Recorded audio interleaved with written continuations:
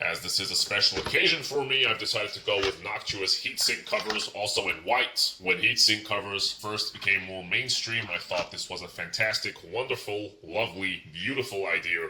I think it does impact cooling by about a degree or two, so perhaps within margin of error, but I wanted to have it because I was designing this PC. It mounts onto your CPU cooler, first with clips, and then it uses magnets to hold in the metal. I like to take a good look around, see what I'm doing, see what's going on as I install things. I wasn't sure in the instructions if it's demonstrating one fin or two, but I use 2 to 3 fins to make sure I can keep it clipped in place solidly.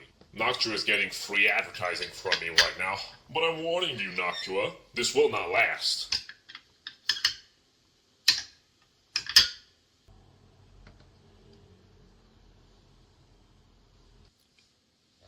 Cue cinematic montage compilation.